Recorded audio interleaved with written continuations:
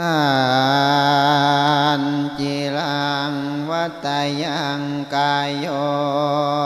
ฟังสะก่อนอย่าฝ้าวโยนิเมนภาคาถาเป็นขององค์พระสัมมาเทศนาซ่อนไว้นะคอยสิไข่หัวคอคติธรรมประจำโลกผู้มีโศกจังได้พรฟังขอบอนแสดง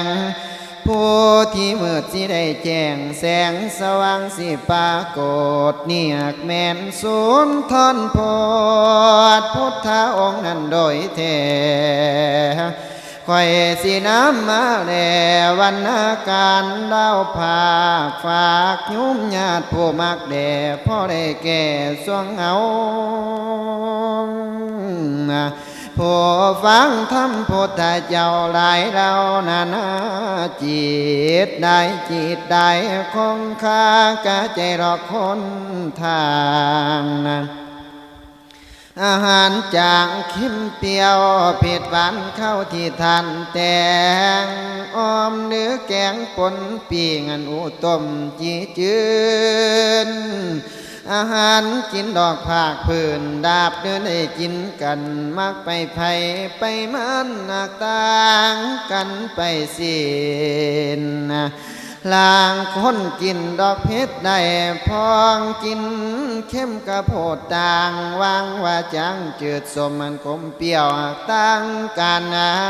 การฟังเทศมือนี้นั่นก็คือดังโดยมือบางคนเอื่อนเสียงเงาได้ก้าวเตือนตีสามว่าคือล้ำคือลองผิดของโพธิโทวาดประมาทพระโพธิจ่อยสิพ้อยไหลว่าปินนักธรรมจะต้องวินบาปอาคติการตำหนิโนเป็นกามกิเลสในใจแป้วบ่แม่นเนี้ยเอาสิทำให้จิตใจแจ้งกระจ่างให้ตามทั้งนอกแต่เข้าบ่หันเท่าเก่าหลังคือว่าตั้งแต่ขังสมัยก่อนตอนโกกม่วนพระสงฆ์สาวกประกาศธรรมเผยแผ่จุดประสงค์คือหวังแก่ทิฏฐิคนให้ถูกสองผู้หลังคนนั้นก็ต้องได้เจ้าเอาก้าวพระเรียงเว้าสันเว้าเรื่องบ่ยอมเงียงโสตาจึงก้าวสารพันยาก้มกะใจใส่จานเกิดศรัทธาเสียงร้องเป็นธรรมน้องกะเสวาดได้สามารถอันขอได้ยินพอหอมคงผู้เฒ่าก็ได้ทรงยกย่องว่าเทศของสมมองแสดงธรรมในไพเราะก็มากองที่ทรงย่องบ่เพียดข้องลอกเทศแด่อีสานเสียงออกสิผิดเนตั้งแต่เตยจังเคยพ่อบอกคอยสวย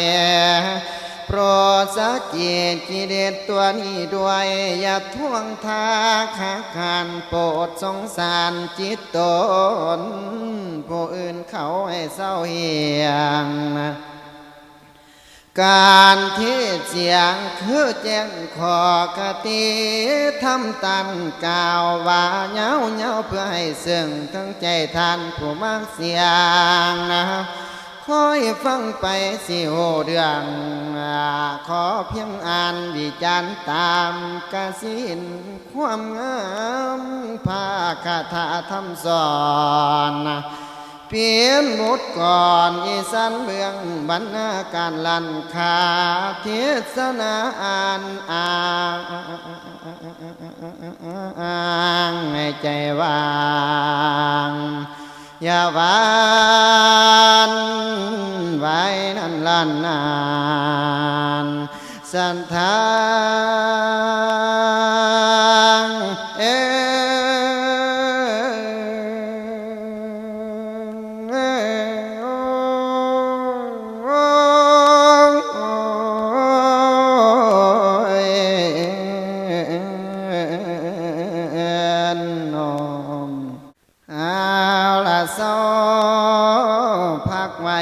ประกาศการแถลงการฟังวิจารณ์โสภาเสียที่ยกมาจาก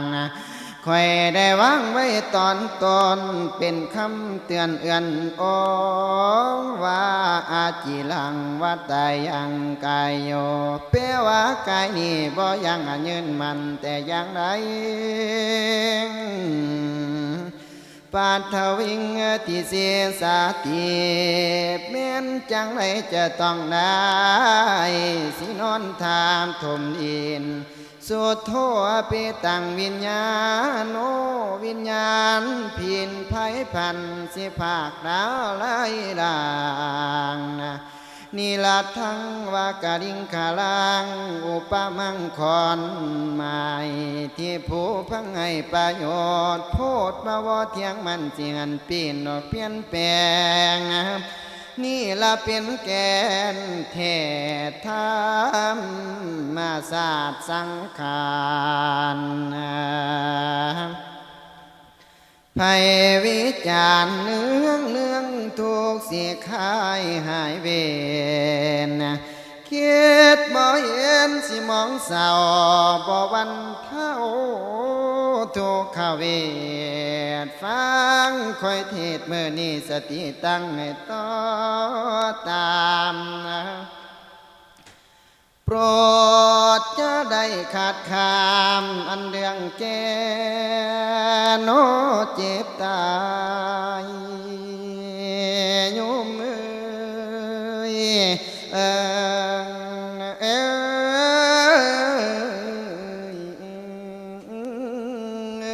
สัตว์ทั้งหลายในโลกากะตังพาโนกันพร้อมว่ามีภัยสินิพรกฎกรรมธรรมศาสตร์งูสาลาจะต้องพร้อมพ่อดำดอกนั่งกาลาพ่อสานานในเจ้ามันวิจารณา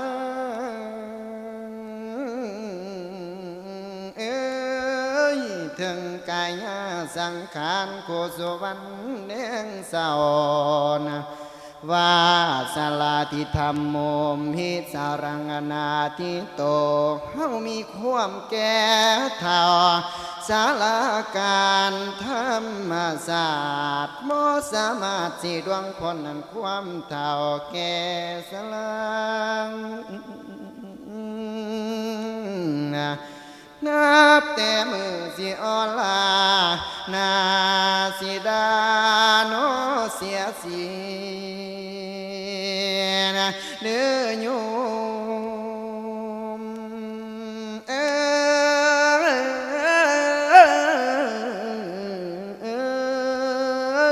ผมเคยนี้ดำโลกสิงอกแซ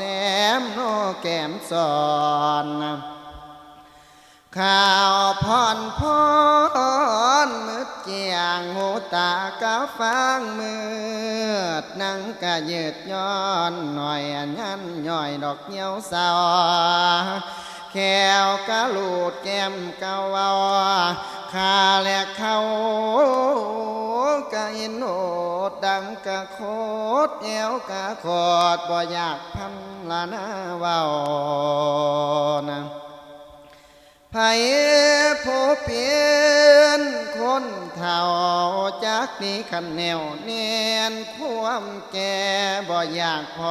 รแต่พ่อไว้ก็บ่ฟังนะว่าพญาติธรรมโมมีพญาติงานาทิโตพญาติก็บ่ยังคือใครป่วยโนเจ็บเป็นไผก็เห็นผ่านพบกุศลวันว่ามีเวรโลกเจ็บเอ็นเจ็บท้องเจ็บขาและปวดเข่าโรคเบาหวานโรคเก่าเจ็บปางปวดฟันโลกนี่นั่นนานะมันหากเกิดมีมาน้อยโยม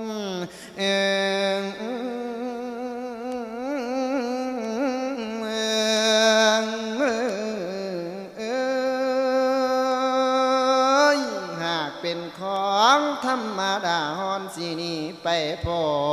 นเมียงเดือจนสวยเดือแก่ผู้ใดเลี้ยงลูกเสียจองเมื่อพาสองกระบ่เวนสิเห็นพ่อพบพันหูจังสีแดวยายานบาดพ่อพานโลกข้าป้ามึงมาพญาทิ้งต่อสติเตรียมต่างก่อพลังใจไว้มาโนใส่โสตอนเดิม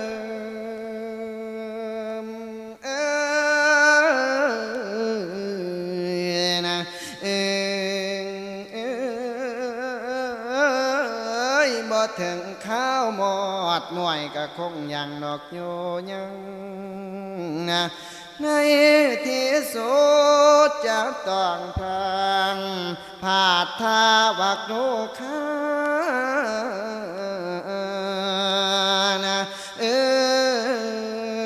มุดปัญญาแห่งหายสิพายพร้อมยอมแพ้